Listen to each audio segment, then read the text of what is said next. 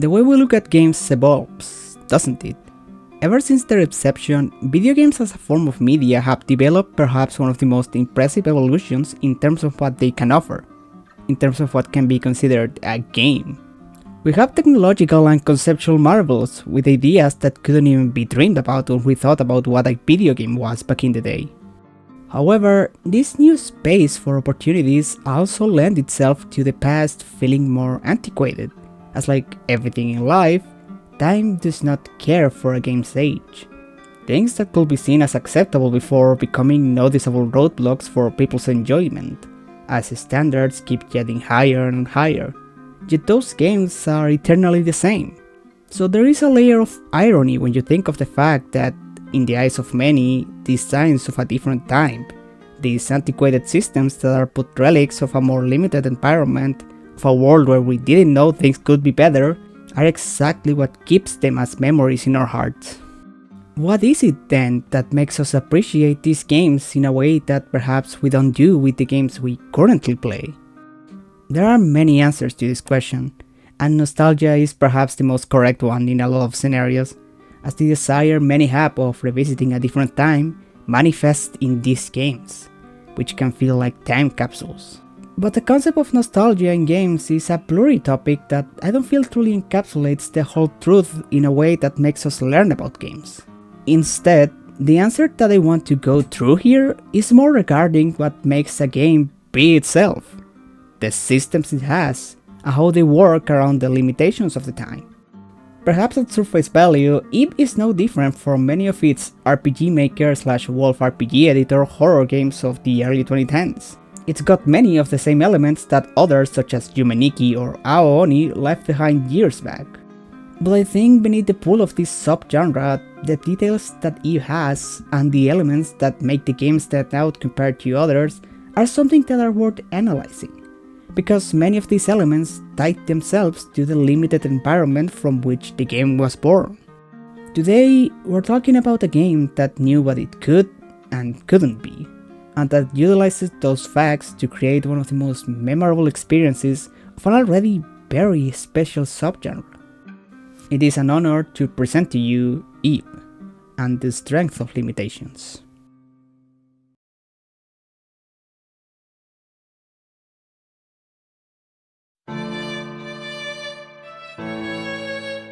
Perhaps the best way to start will be to run down the genre that this game falls into: RPG Maker and Wolf RPG Editor horror games.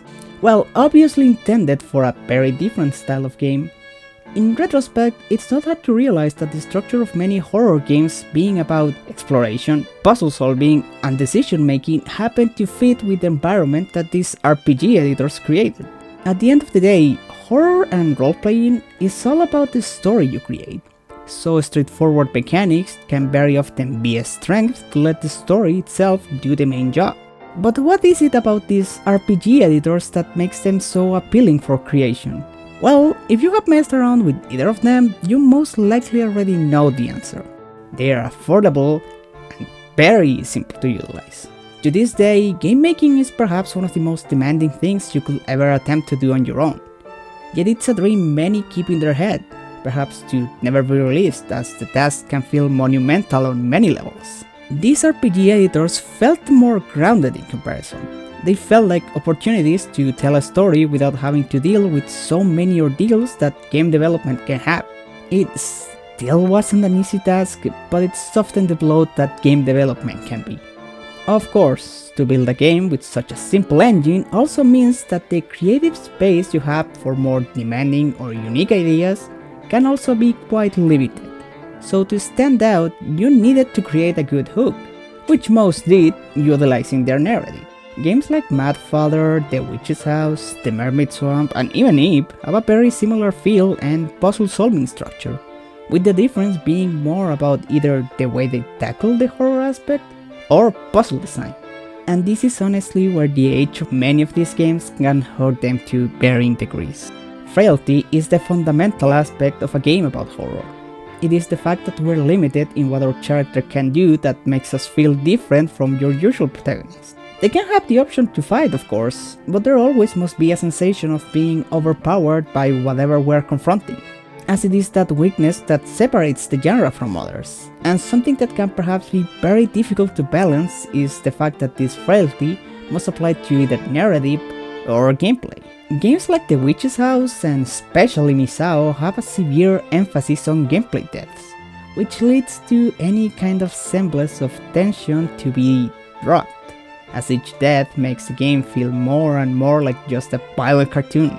Especially since most of these games don't emphasize the narrative frailty of our character, as despite these horrible events happening, the state of their mind seems to always remain ever the same.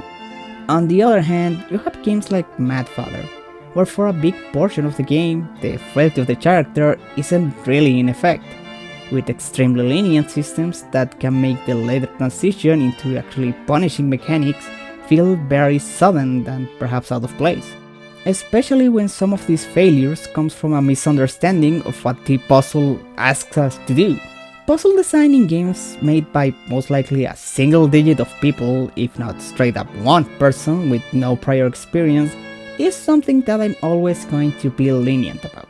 I don't think there's much merit in bashing Aoni's weirder puzzle solutions because it was a very different game for its time, and that applies to many other of the games I have mentioned here. As at the end of the day, experimentation and what can feel like a logical solution can vary drastically between people. That being said, even with leniency in mind, this is still something that can make people lose interest, and to resort to things such as walkthroughs or the like, which can very often kill the atmosphere you were desperately trying to build. These two are the easiest elements to extract from what can make one of these games thrive, besides of course the narrative and characterization of it all. But there is a third element that I think is also very important, one that its strength can enhance those other two sides in a way that I don't think many other features can. And it comes from the game that you have probably noticed has been absent from what I named for a very good reason.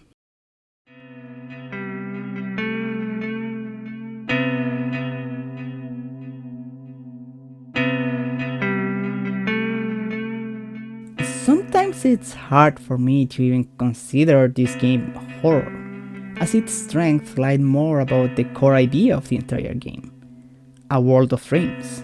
Yume Nikki is centered around the strange nature of our own mind, visiting a place created in the headspace of someone we don't know anything about, and trying to interpret what we see or experience. It's a game that is entirely about this premise, and there isn't an actual narrative here. There are no traditional enemies or ways to lose, instead it's just a place to wander around.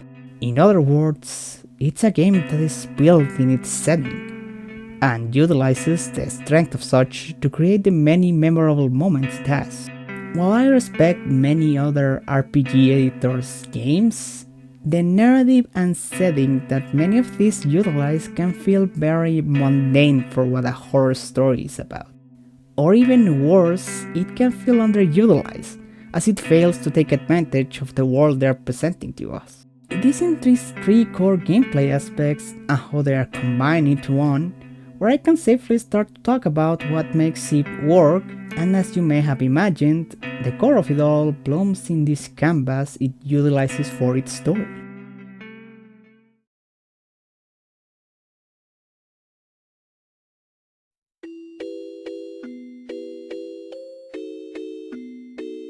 It's interesting to think about how both Yume Nikki and Nipp's settings are both bound to the same core place where it all starts, the mind of an individual. What is art but a manifestation of one's mind in a unique way?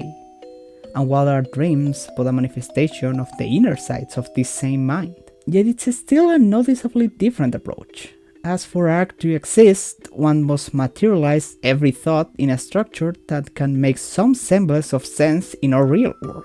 One of the biggest strengths that Eve has as a game comes from this fact, as despite entering the fantasy world where art itself comes to life, it's still bound to the limitations of what its form has, to what the artist Gertena has made. It's got a distinct art style that, while still bounded by RPG Maker's limitations, helps to create an environment that is much more personal to the game itself, from the actual tiles that the world is made of, to also redefining concepts that in theory may not need major changes such as health, giving them a more romanticized approach. An artist's interpretation of it that also supports the narrative. Puzzles also have a very strong emphasis on remembering that this is still a gallery.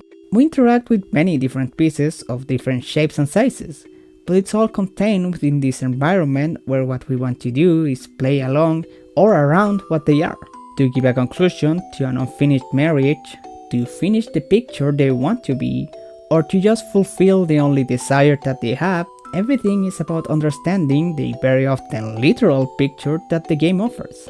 A picture that can also tell us more about what the pieces represent. The ladies in color were made as a representation of someone who just wanted to take advantage of Giratina, and it's shown in this obsessive enemy type that happens to have one of the most aggressive behaviors while also appearing very often. They do not give up in their chase for what they seek, arrows to play with. In a more literal sense, this also enhances some important symbolism to the eventual major twist of the game. The form that the art takes also represents what they can do and what they want to do. Crawling due to a lack of a lower body, coughing, hearing, they exist to fulfill what Giratina wanted them to be. Everything is centered around the artist, and that makes it interesting to remember that he is quite literally an artist's take of what an artist is. I don't think there's a very complex symbolism behind every painting that exists in Eve, but it's interesting to think about the fact that a big percentage of what exists could have been anything else.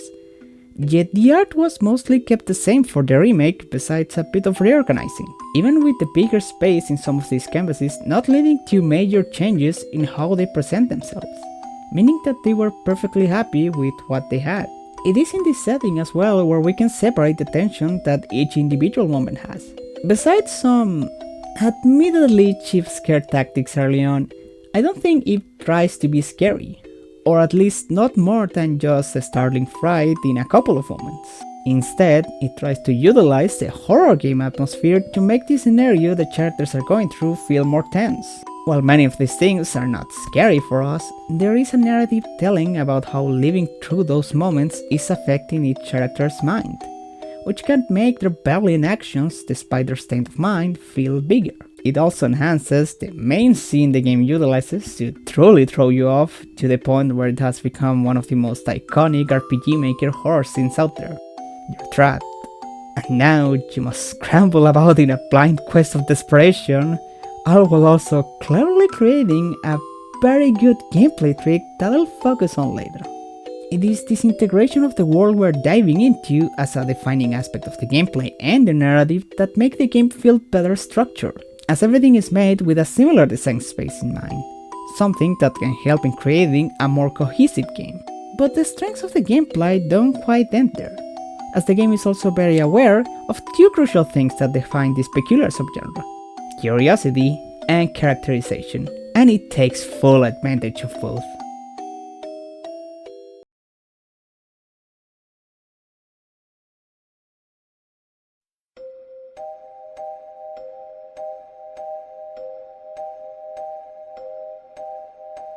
Why does one play these RPG Maker horror games? Perhaps it's the lower entry level in terms of scares, making them more tolerable for people who aren't into the horrors of games that actually have the tools to scare you.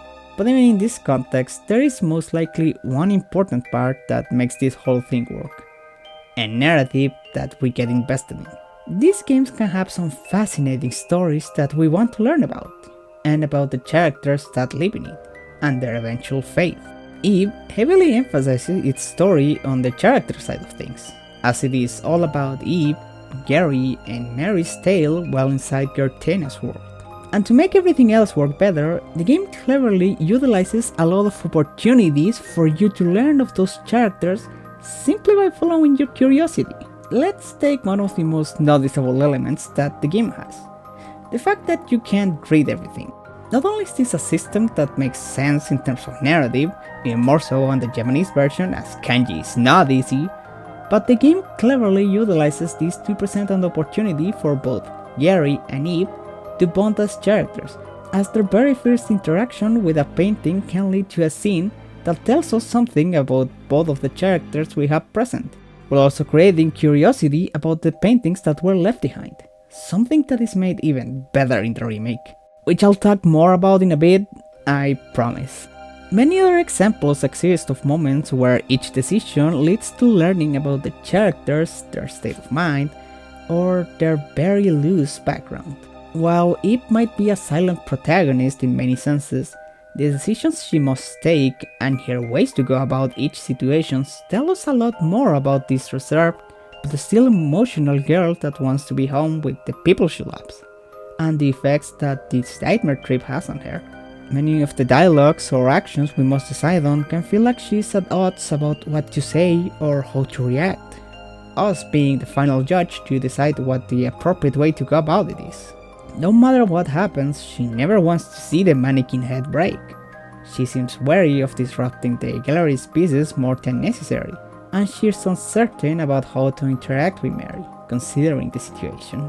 But besides characters, there's also this innate curiosity about what each decision we didn't take will entail, which I don't think I have to explain why it's a good idea in a game that not only has multiple endings, but also content cleverly hidden for the second playthrough onwards.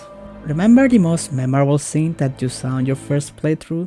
After you finish the game, failing this scene can grant you access to two new different endings, and both lean towards Mary as a character, who in the earliest original releases of this game could feel a bit shallow in comparison to the other two. The game smartly utilizes this space that was already used by a very memorable scene and makes it stand out even more while fleshing out one of its main characters. As for the other important gameplay features that enhance this, I have to talk about the fact that in 2022, Eve received a remake that, while mostly faithful to the original remake, still made a couple of changes that can affect the experience, and for the most part, I think it makes the game even better. My opinion on the visual and audio changes is honestly irrelevant, as I think both have their own strengths and weaknesses, and the discussion is entirely subtle with subjectivity. Instead, I want to focus on how this remake seems to have learned some lessons since the original game, as the main side where the changes are a net positive is in the puzzles, difficulty, and a combination of mechanics that, again, take advantage of your curiosity. In the original game, something that could be hard to grasp was how to make either of your companions closer to you, as the windows of opportunity were kept to a minimum. The introduction of a hint system coming from your current party is perhaps one of the smartest ways to tackle multiple problems the game could have at once. This hint system does a lot more to the game than what it means to the eye, as since it's always available, it means that you can interact with it in many contexts where you don't actually need the help, and in such cases, they can take the opportunity to create flavor text to characterize things even further. And they put some effort into this because the amount of extra dialogue it has for scenarios that last for literal seconds is incredibly commendable.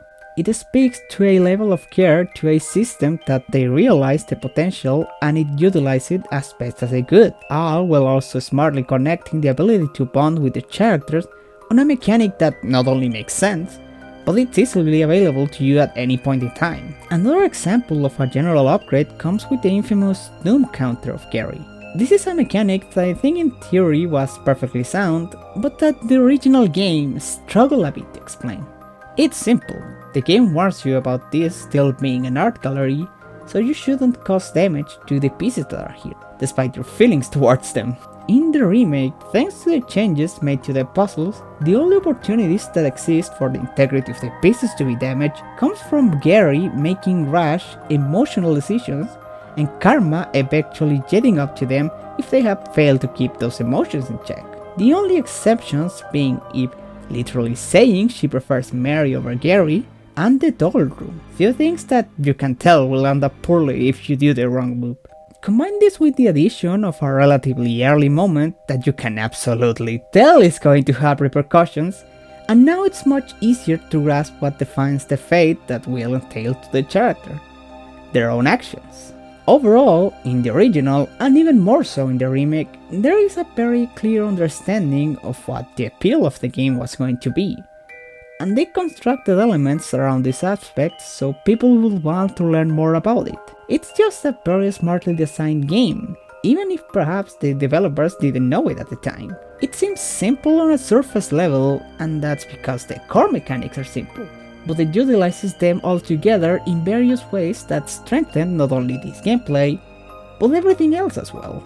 Because despite a couple of character mentions, I have only talked about the gameplay ramifications of everything.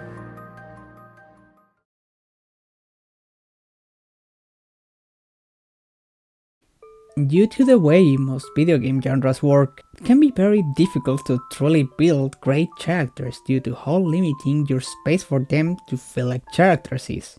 Even bigger games that can last 2, perhaps 3 digits of playtime can sometimes struggle to solidify the roster of individuals. And even in these bigger spaces, most of it is most likely going to go towards gameplay. The part that, ironically, can make it the hardest to characterize someone, outside of very broad strokes of personality. This is something that every game focused on story must come to terms with and play around if they actually want their characters to be memorable. And the way Eve went ahead and solved this conundrum is one that feels very appropriate to both the genre it's inspired by and the narrative context of how we meet these people. Let me ask you a few questions that I don't know how much you have thought about. Who are Eve and Gary? What would you say are the defining aspects of them? What is their life about? If you bother to answer these questions, chances are your answers are about who they are in terms of personality of what we see in the game, because that is quite literally everything we have to go by. We don't actually know anything about either of them. Eve is a 9-year-old girl who visited a gallery with her parents and likes bunnies, and Gary is a 19-year-old individual who also visited said gallery. The game never delves into anything further than that, because it's not necessary for the story to work. The narrative of Eve is self-contained, and thus the characters we meet are also contained to the boundaries of what the story needs us to know. There is no need for backstories for the present to work, as everything in the gallery is foreign and new. Gary is but a stranger to Eve, and their bond develops in their journey at present, not in past connections, leaving every opportunity that the game opens to also be about the present. The reason these characters can be so endearing despite the short amount of time we spend with them is because it's time that is very well spent. While Gary may be the main voice of the conversation, it is the way they react, or some of the implied lines Eve says, that also makes us learn about who she is. The silence she usually bears means that the few moments she acts on her own can feel very special. They contrast one another greatly, and while this camaraderie and friendship can for some hurt the horror atmosphere the game tries to go for, it's a trade-off that I think works for the game's favor overall. Another strong point is how the game presents moments that aren't precisely about dialogue. One of the coolest realizations that took me over a year to catch on to was this room. I always thought that Gary was the one hallucinating the dolls, but in reality, it was always supposed to be Eve, as she's the one whose mind is shown to be deteriorating the most while in the gallery. And while Gary may find the dolls horrifying, Mary has lived and played with them forever. She loves them. As for Gary, I think back in the day they may have been a victim of what people used to see as the emo boy of the game due to their design, which is really funny because the dialogue they have paints the story of someone who is very kind, caring, and emotional. In many ways, they're supposed to be a big sister kind of character to Eve, trying to find the best things to do to help her out, even if it comes at the cost of their own well-being.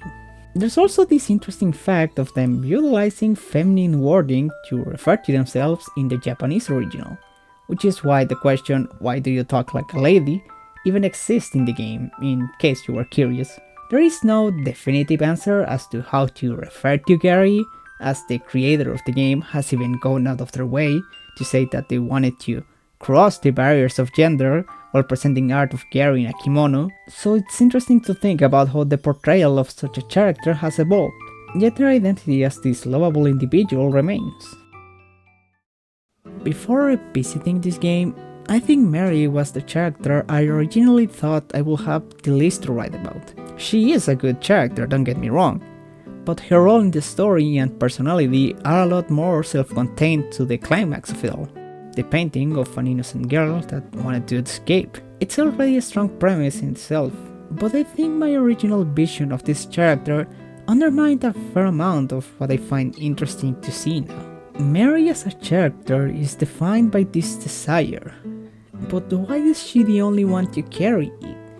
Even according to Mary, she seems to be the only one with this desire to escape the gallery. The rest of the paintings feeling satisfied with filling the role of what their painting meant. And perhaps that's what I hadn't thought about until a couple of weeks ago. What is Mary's painting supposed to represent?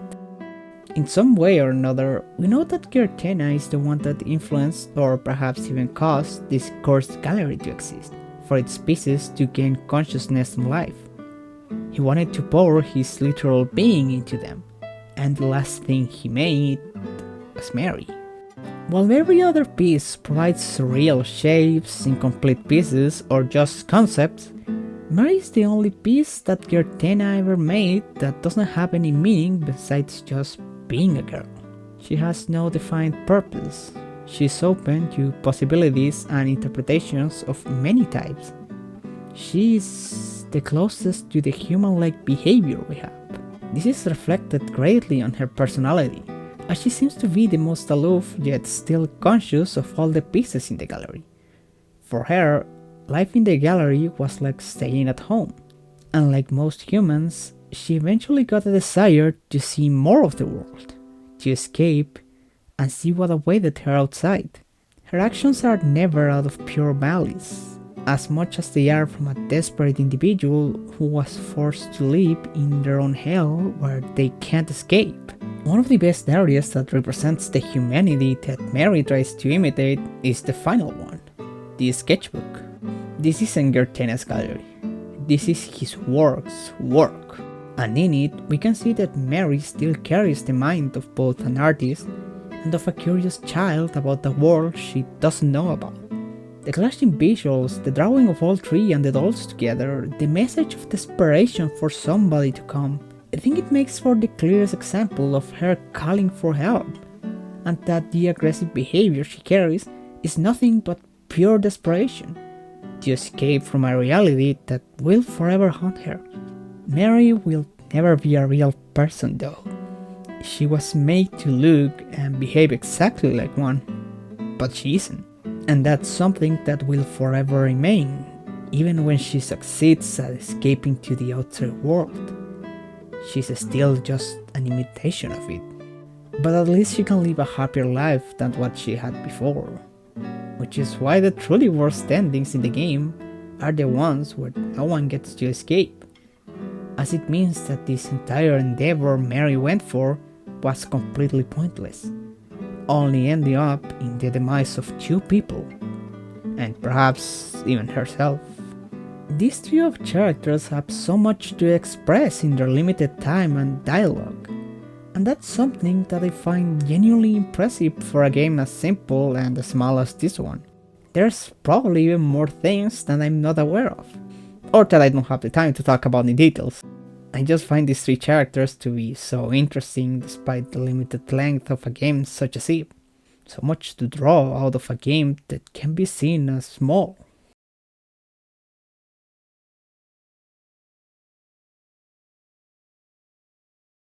It's interesting to look back into a genre that, while still existing, has definitely gone back to the more niche spaces of the world as a whole. Nowadays, game making is definitely easier to approach, and people who want to throw their ideas to the public have more options that can give them much more versatile tools than RPG Maker. Your upcoming horror game can probably use a much better engine than it. But I think there is a charm to this style of horror that will never fade away, especially if people keep looking for it.